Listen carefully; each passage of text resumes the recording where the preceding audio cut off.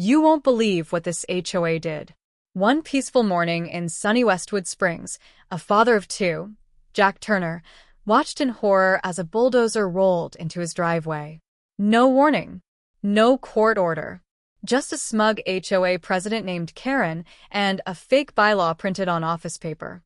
Within minutes, Jack's emergency power system, built to keep his asthmatic son alive during Florida storms, was destroyed right before his eyes. But what Karen didn't know, Jack wasn't just a homeowner. He was an engineer. And he was about to launch a full-blown investigation that would unravel corruption, expose fake companies, uncover financial fraud, and bring Karen's iron-fisted HOA regime to its knees. This isn't just a story about generators. It's about power, who takes it, who abuses it, and who fights like hell to take it back. If you've ever dealt with HOA nightmares, you do not want to miss this. Hit subscribe to support Real HOA Drama, where true stories of neighborhood justice come to life. Because sometimes the biggest battles happen right in your own backyard. The morning was supposed to be peaceful. Jack Turner had just taken his first sip of coffee, standing barefoot in his new kitchen, sunlight trickling through the blinds like a warm welcome. His youngest son, Tyler, was still asleep upstairs, a soft wheeze rising and falling with every breath.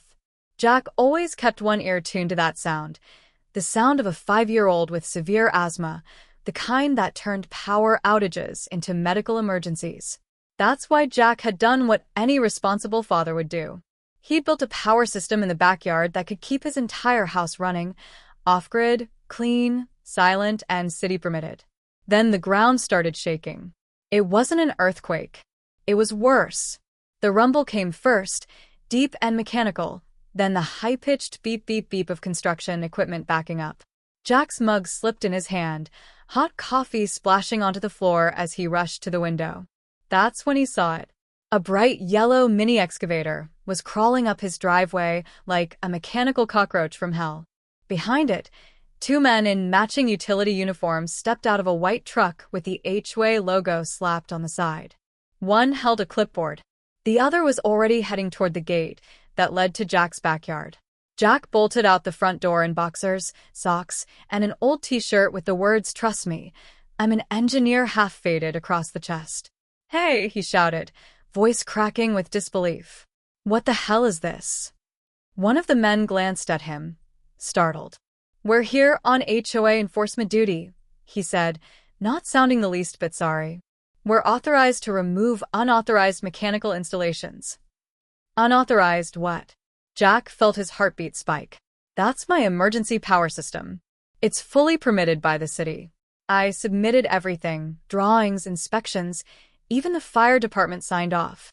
From across the street, a black SUV idled. And then he saw her. Karen, Chairwoman of the Westwood Springs HOA.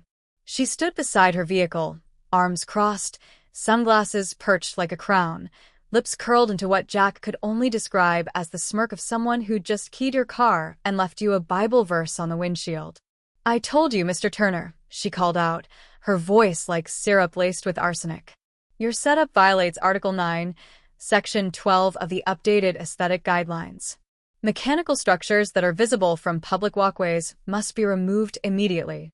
"There is no such section," Jack barked back, hands trembling. "I read the bylaws front to back." Karen shrugged.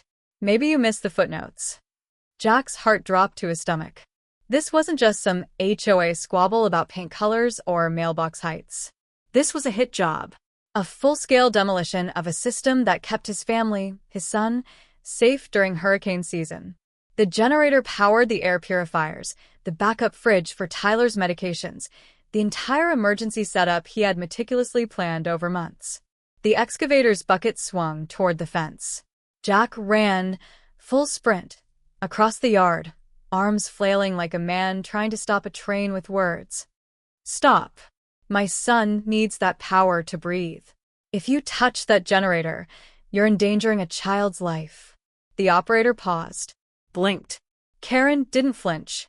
"Proceed," she ordered. And Jack stood there, powerless, as the excavator's claw lifted, paused for a moment that felt like a held breath, and came crashing down on the generator housing with a screech of tearing metal and the spark of crushed circuits. Tyler's future flashed before his eyes. Nights without electricity, the humid Florida air thick as soup, and no machine to help his son breathe. He wasn't just watching property destruction. He was watching war being declared. And Karen had no idea who she'd just picked a fight with. She stood there like a villain straight out of a courtroom drama. Arms crossed, heels planted, her perfectly tailored navy blazer catching the early morning sun. Karen didn't speak much. She didn't have to. Her silence was loud enough, like a judge waiting for the gavel to drop. The only thing louder than the rumble of the excavator behind her was the smug little smile tugging at her lipstick-stained lips. Jack Turner had faced system failures, electrical fires, and corporate red tape. But nothing could have prepared him for HOA President Karen Whitmore. She didn't just represent the HOA. She was the HOA. At least, that's what she believed. "Ma'am, this is private property," Jack shouted, still barefoot on the wet grass, his voice half pleading, half exploding. "You can't do this. That generator is city-approved. I have permits. It's legal." Karen didn't budge. She slowly raised a piece of paper, printed in bold font and coded in official-looking language that would have fooled anyone without a law degree or common sense. According to Section 9B of the Westwood Springs Compliance Addendum, she said with an air of board authority, visible energy structures that pose an aesthetic disturbance may be subject to immediate removal. Jack's eyes narrowed. "That's not in the bylaws." "It is now," she said flatly. "We voted last week." Jack stepped forward, heart pounding. "You didn't give notice. You can't retroactively enforce a fake rule. This is illegal." Karen just nodded at the excavator. And the driver obeyed. The metal claw swung to life, dragging its bucket across Jack's fence with a groan that sounded like the scream of a dying machine. Splinters flew. The generator, his generator, the one he'd sunk weeks of labor and thousands of dollars into, was suddenly under attack. Jack ran forward instinctively, hand outstretched like he could physically push the machine back. "Stop," he yelled. "You're trespassing. You're damaging private." That's when one of the HOA workers shoved him. Hard. Jack stumbled, landing flat on his back in the dewy grass. His elbows scraped against the pavement. Pain shot up his side, but what burned worse was the disbelief. He'd just been assaulted on his own damn lawn. From across the street, his doorbell camera recorded everything. The excavator didn't hesitate. Its arm came down like a guillotine, slicing through the outer casing of the generator with a shriek of sheared aluminum. Sparks shot into the air. Wires split like veins. The whole thing collapsed inward, a slow-motion implosion of everything Jack had built. But Jack, still on the ground, rolled onto his side and pulled out his phone with shaking hands. He hit record. Every second of it, the destruction, the command, the shove, the expressionless face of the man operating the controls. And, in the distance, Karen, watching it all like a queen overseeing an execution. When the claw made its final crunch into the metal housing, Karen stepped forward, brushing a stray hair from her shoulder as if to say, "Well, that's handled." "We're done here, Mr. Turner," she said, already turning back toward her SUV. Jack didn't answer. He couldn't. His throat had closed with a mix of rage and disbelief. But behind that silence, behind the shock, something began to harden. He wasn't just going to rebuild his generator. He was going to bring the whole damn empire down. And, thanks to that doorbell camera, he already had his first piece of evidence. The police arrived 23 minutes later. Not bad, considering it usually takes twice that long in Westwood Springs. Unless someone's dog barks past 10 p.m., then they're practically airborne. Officer Henderson stepped out of the cruiser, a notepad in one hand and the kind of look that said, "I really don't want to be here." Jack pointed toward the flattened remains of what had once been a pristine, custom-built generator system. "They came onto my property, no court order, no legal notice, and destroyed thousands of dollars worth of equipment, essential equipment. That system powers medical devices for my kid. It's not optional." Henderson nodded slowly. "Sir, I understand. But if this falls under HOA authority, it's probably a civil matter. Property disputes between residents and homeowner associations usually aren't handled criminally unless there's clear intent to cause harm. Jack blinked. They shoved me to the ground. There's video. Doorbell cam caught the whole thing. You want to see someone getting tossed on their own lawn like yesterday's recycling? The officer sighed. Sure, let's take a look. 10 minutes later, after reviewing the footage, Henderson's expression had shifted from apathy to mild concern. Well, that's certainly something, he muttered, scratching his chin. We'll take your statement and submit a report. But again, no promises. This is HOA territory. They've got their own rules. Jack wanted to scream. Own rules? Since when did a neighborhood committee get to play God with power tools and fabricated legislation? As the cruiser pulled away, Jack stood in the wreckage of what had once been peace of mind. And it hit him. Not the loss, not the insult, but the strategy behind it. Karen hadn't acted out of annoyance. No. She'd come with a demolition crew at dawn, weaponized bureaucracy, and dared him to fight back.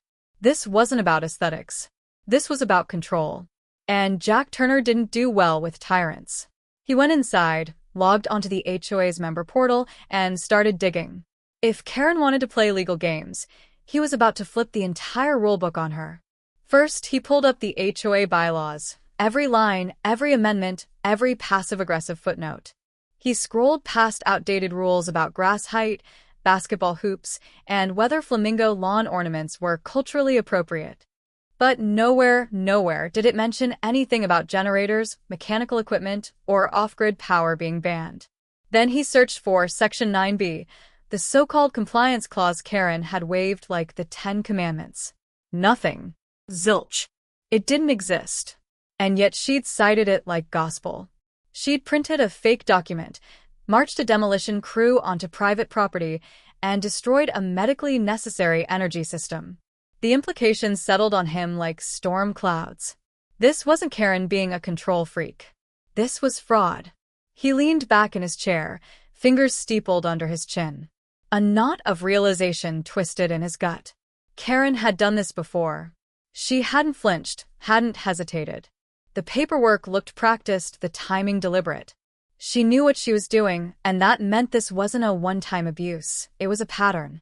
Somewhere beneath the HOA's polished website and pastel-painted fences was a rot. Deep, dark, and intentional. Jack was no lawyer, but he was a damn good engineer. He knew how to reverse engineer systems, find flaws, trace power to its source. Whether it was a faulty circuit or a corrupt community board, the same principle applied. Follow the current. Find the failure. Eliminate the problem. And right now, the source of this community's failure wore designer heels and called herself president. Karen had picked the wrong guy to push. Now the engineer was in the war room. And he was just getting started. There's a funny thing about tyrants. They never imagine someone's watching closely, especially if that someone is a pissed-off engineer with a background in systems analysis and a freshly destroyed generator. Jack Turner wasn't just mad. He was methodical. While most residents of Westwood Springs were out sipping iced lattes and silently resenting their HOA fees, Jack was holed up in his home office, surrounded by 3 monitors and a growing stack of downloaded PDFs. On one screen, the official Westwood Springs HOA website. On another, the county clerk's database. And on the third, a spreadsheet Jack named with ruthless precision. Operation Blackout. The mission? Expose Karen Whitmore's regime, line by line, cent by cent. It didn't take long to notice the cracks. HOAs are legally required to make their financials public, even if they bury them beneath 7 layers of login pages and broken links. But Jack was patient. After an hour of digging, he pulled up the latest quarterly statement. $15,000 for community beautification. $8,700 for consulting services. $3,500 for emergency landscape management. Odd. Because as far as Jack could tell, the park was still a mosquito pit, the community pool had been under maintenance for 6 months, and the only emergency landscaping was when Karen had someone trim a neighbor's hedge because it blocked her view of the fountain. Jack needed backup. Someone who knew how to read between the lines, how to follow money the way a bloodhound follows a scent. So he made a call. Michelle Carter. Came the familiar voice on the other end. Tell me this isn't about crypto again. Worse, Jack said. HOA corruption. There was a pause. Then, I'm in. Michelle wasn't just an old college friend. She was a forensic accountant with a background working alongside the FBI on financial crimes, someone who could sniff out fraud in a haystack of spreadsheets and bank statements. The kind of person who could look at a check stub and tell you if the signature had been forged and whether the ink matched the fiscal quarter. The next day, she showed up with a laptop, a black coffee, and a face that said, "Let's burn this place down." They dove in together. Line by line, page by page. After 2 hours, Michelle sat back, whistling low. "Jack," she said, "you've got a live one here." Turns out, Karen had been writing checks, big ones, to service vendors no one had ever seen. Landscaping firms with no business licenses. Consulting companies with no websites. Brightview Innovations LLC had been paid $6,200 for community upgrades, but a quick search showed the company had dissolved 2 years ago. Another check for $4,100 had been made out to Westco Advising, a shell entity registered under a P.O. box in New Jersey. All the checks? Signed by one person, Karen Whitmore. No co-signatures. No board approvals. Just Karen playing Monopoly with real money. Jack felt a chill crawl up his spine. She's embezzling. Michelle nodded. Or laundering. At best, gross mismanagement. At worst, fraud. And she's been doing it for a while.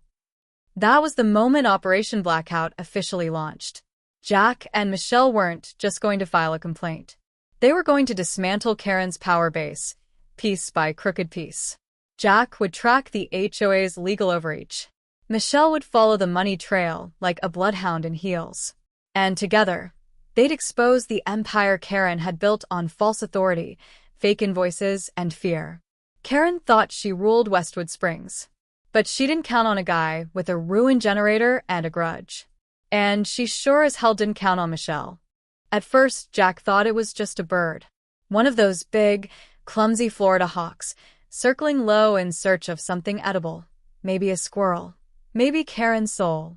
But when the hovering shadow kept returning, day after day, at almost the exact same time each morning, Jack knew something was off.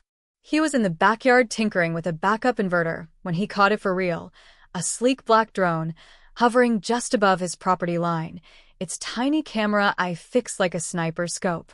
It darted away when he turned, zipping off into the clouds like a mechanical dragonfly with a dirty secret. "Someone's watching us," he told his wife, Jenna, that night over dinner. She froze, fork halfway to her mouth. "Like spying?" Jack nodded. "Like they want to see what I'm building next, and how close I am to blowing the lid off this HOA circus." Tyler, their 5-year-old, blinked. "Is it a robot?" Jack forced a smile. "Yeah, buddy. But not the cool kind." The next morning it got worse.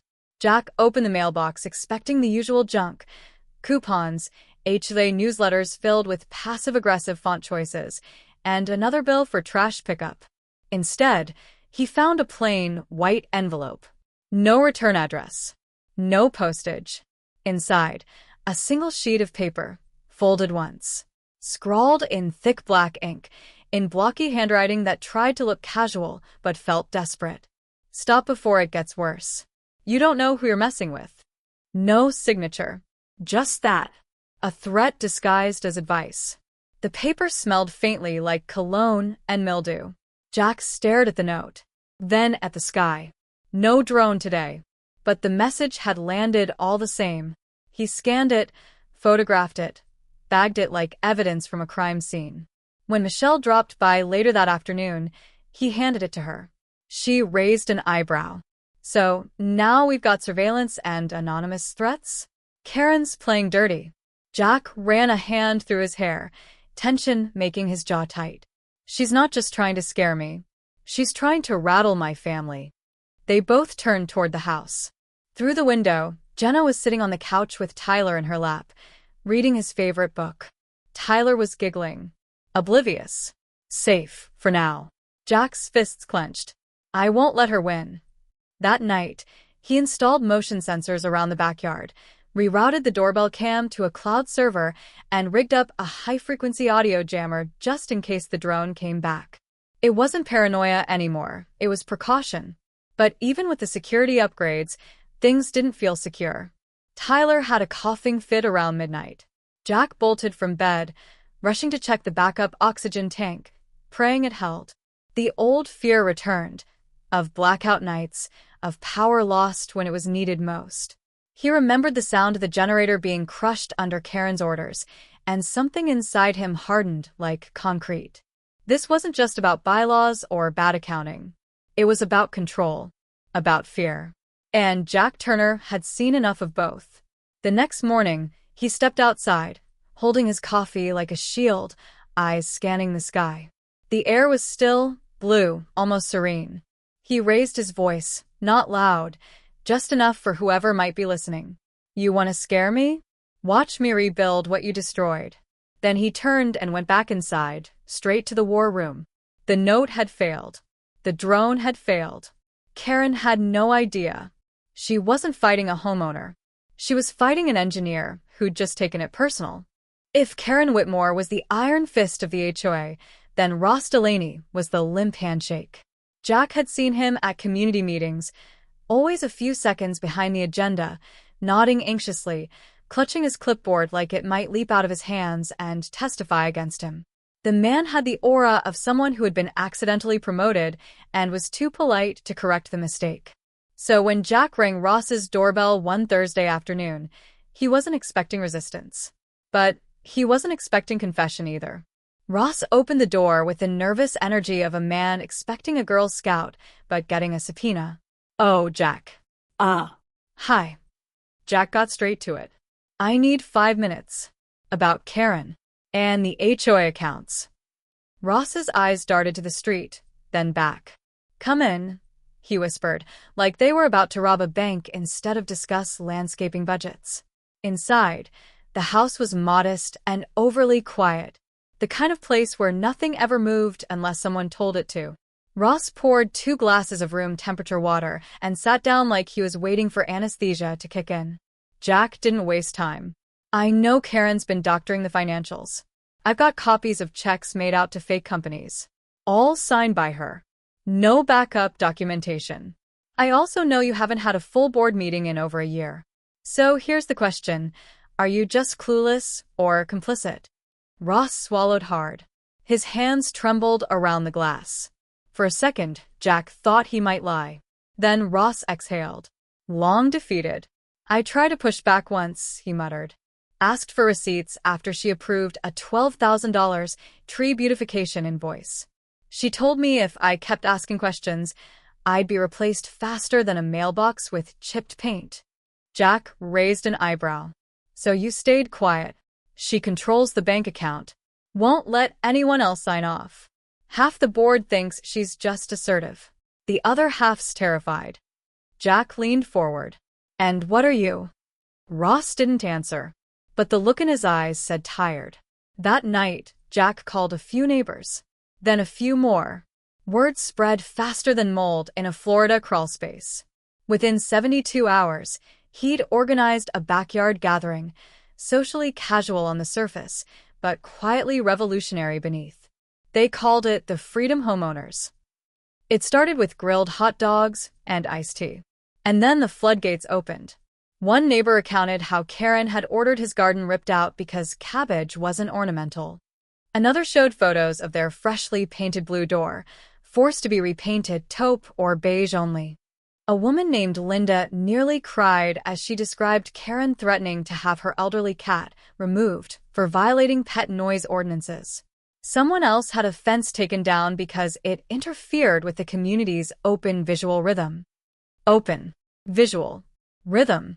What was this? A jazz concert? Jack stood quietly and let them vent. He didn't need to lead. He just needed to listen. And what he heard was a neighborhood, not just angry, but exhausted. Exhausted by rules that shifted like sand. By fines pulled from thin air.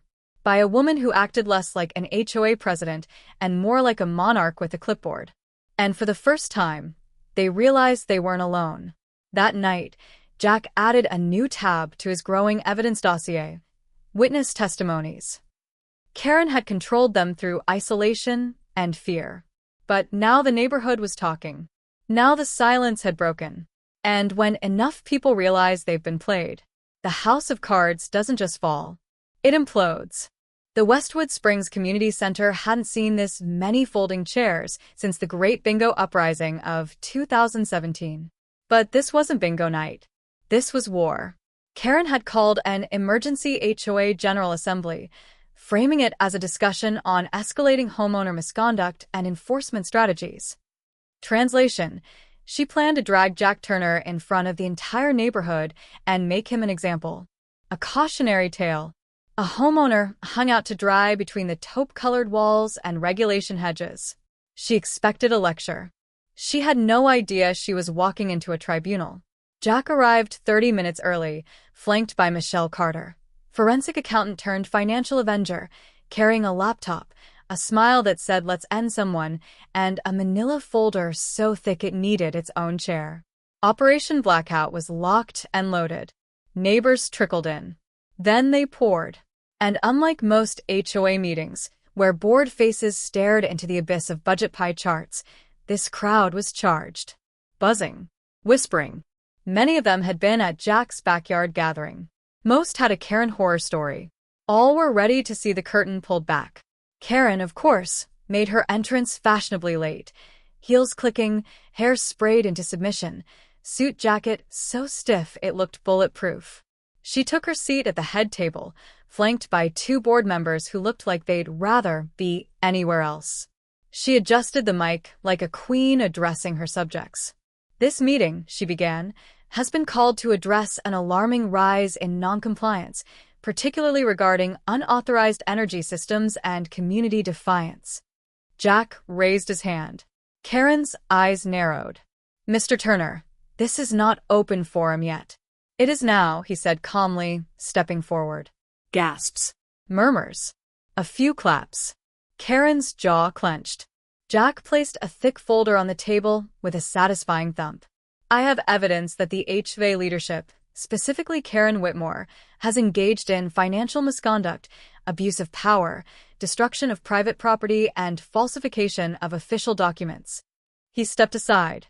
Michelle took over, clicking her laptop open and projecting spreadsheets, check images, and side-by-side comparisons of real versus fake bylaw documents onto the community screen. First slide: the generator wreckage and doorbell cam footage of Jack being shoved. Second slide: a check written to Brightview Innovations for $6,200, signed by Karen. Third slide: bank transactions linking HOA funds to Karen's personal account. Fourth slide: a fake board vote record, typed in a different font, dated before the amendment even passed. Karen blanched. But it got worse. "Exhibit F," Michelle said, gesturing toward the back. A neighbor stood, grinning like a man who'd waited years for this moment. "My name's Dale," he said, holding up his phone. "This is Karen's new Lexus. Picked it up 2 days after the HOA spent $12,000 on park beautification. Funny thing, there hasn't been a single flower planted since." He flicked to the next photo. The park, brown grass and dead bushes, empty as a tax shelter. The room erupted. Shouts. Accusation. Someone yelled fraud.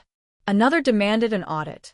A woman stood and waved a bill for $300 Karen had fined her for non-conforming porch decor. It was a pumpkin. Karen tried to regain control, but the mic betrayed her, cutting in and out like even the electronics had turned on her. "I will not be smeared." "This isn't a smear," Jack said, lifting a letter. "This is a statement from the city confirming my generator was fully legal and properly permitted. You destroyed it illegally, with no authority. And we have the proof." Karen's eyes darted. Her breath quickened.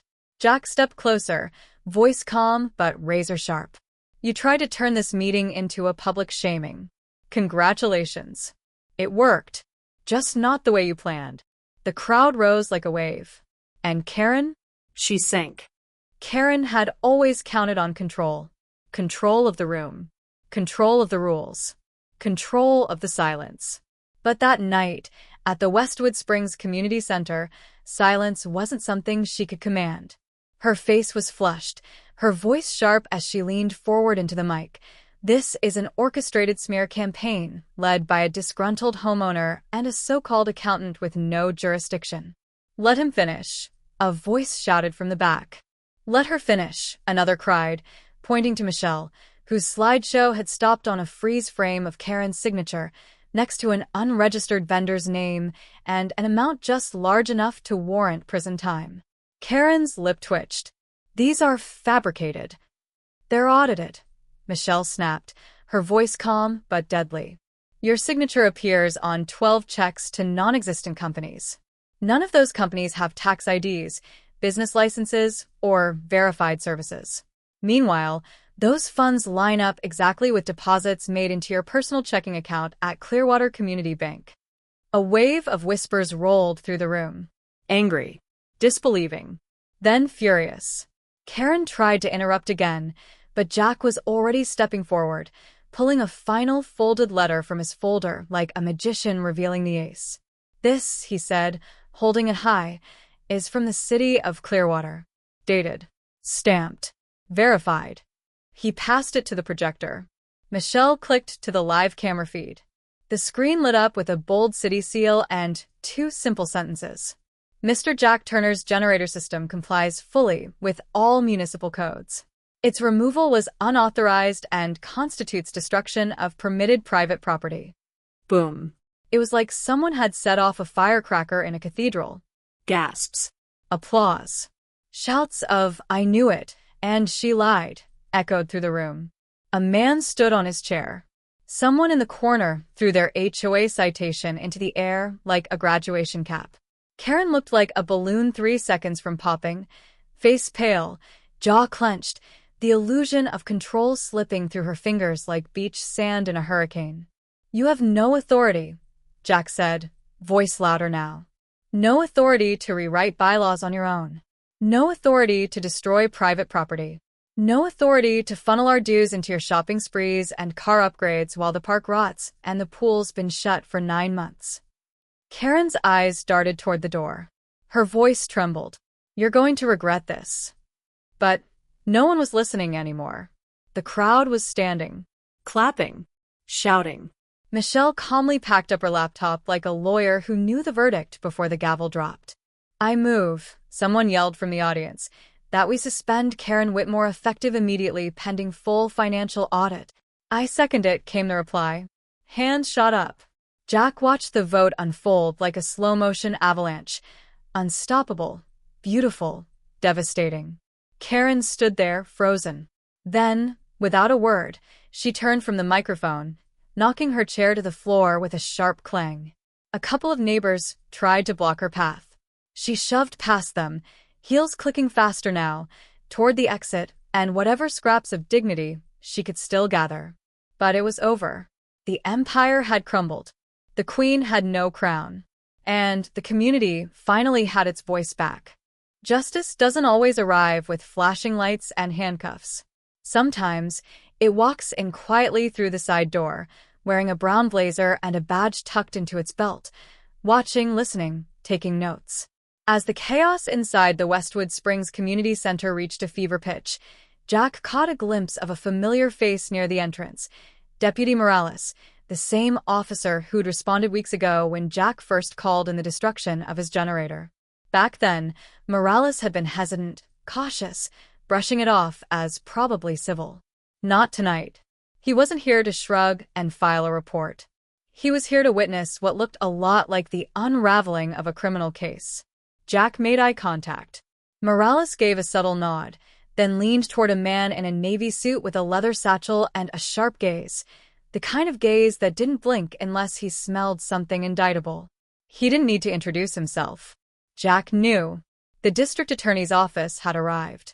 While the HOA crowd roared and neighbors pelted Karen with questions she couldn't answer, the DA rep calmly flipped through the folder Michelle had discreetly handed him. Pages of financial irregularities. forged meeting records, the letter from the city, and best of all, the checks. 12 personal checks, 12 payments, 12 nails in the coffin.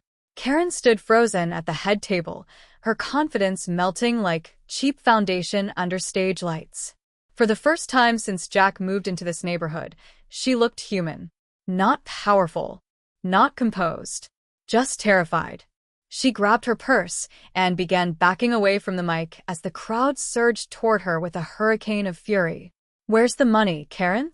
Why'd you shut the pool, huh? You find me for my kid's swing set." Karen spun on her heels and bolted toward the exit, bumping shoulders and nearly knocking down an elderly woman holding a binder labeled Violation Appeals, 2023. Someone shouted, "Run, Karen, run," and laughter broke through the shouting like thunder. Jack didn't chase. He didn't have to. Justice was already in motion. The HOA board scrambled behind her, fumbling to maintain order, but the wave had already broken. People weren't afraid anymore. The spell had shattered. By the end of the night, the board had no choice but to vote, publicly on record, to suspend Karen Whitmore indefinitely pending a full audit, both financial and procedural. Jack watched them squirm, suddenly remembering the bylaws they used to enforce like gospel. Only this time, they weren't twisting the rules. They were clinging to them for survival. As news of the meeting spread like wildfire, the floodgates opened.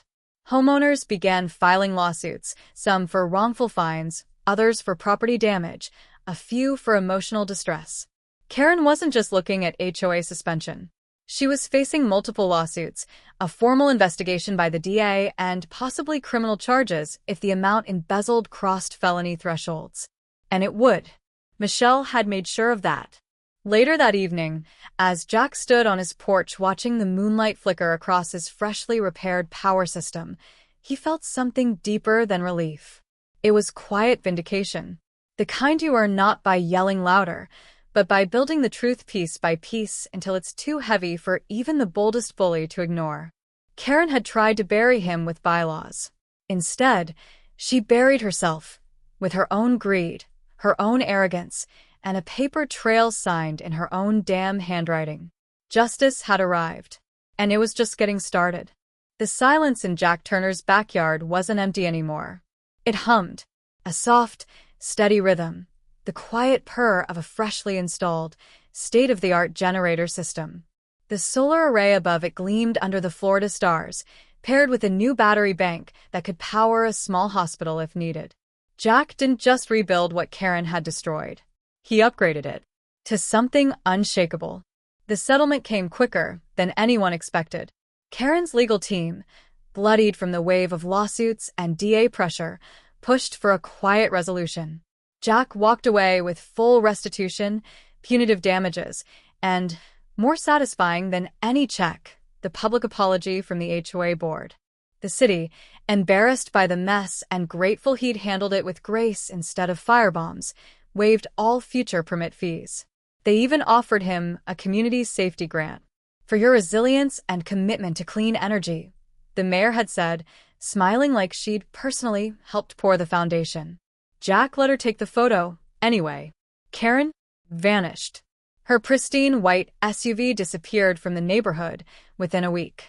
Her house went on the market shortly after, a rush sale handled by a low-tier real estate firm. Rumor had it she was liquidating to cover mounting legal fees. No one in Westwood Springs cried when the for sale sign showed up on her perfect lawn. A few neighbors even took selfies with it. Justice had been served. Cold, clinical, and undeniably thorough. But the real victory? The people. In the weeks following the community meeting, the entire neighborhood shifted. The fear? Gone. The whispers? Now conversations. Jack watched as neighbors who barely made eye contact before started helping each other build garden boxes, repaint fences their way. Someone even installed a wind turbine and proudly posted the photo to the HOA forum like a middle finger wrapped in green energy. A new board was elected. Balanced, transparent, and finally, accountable. They named themselves the Westwood Renewal Committee, and their first act was rewriting the bylaws in plain English. Their second was throwing a block party. And not the passive-aggressive HOA kind with awkward sheet cakes and folding chairs. No. This was a celebration. There was a DJ. Bounce house. Someone made custom t-shirts that said, "I survived the power feud." Kids drew sidewalk chalk cartoons of Karen being chased by a solar panel with legs. Jack laughed until his ribs hurt. Michelle was there too, sipping a drink labeled audit juice and nodding like a proud general after a clean victory. She leaned over to Jack and said, "You know, you could run for board president." He smiled. "I think I've already done my tour." That night, long after the music died down and the kids drifted off to bed, Jack stood alone in his backyard, bathed in the soft glow of solar-powered lanterns. Tyler was asleep inside, breathing easy. The generator thrummed like a loyal heartbeat. He looked up at the stars. The sky was endless. Open. Free. And then, softly, he whispered, "She destroyed my generator for power, but all she did was hand me the kill switch." It wasn't revenge. It was closure. And from that moment forward, Westwood Springs wasn't just a neighborhood. It was his.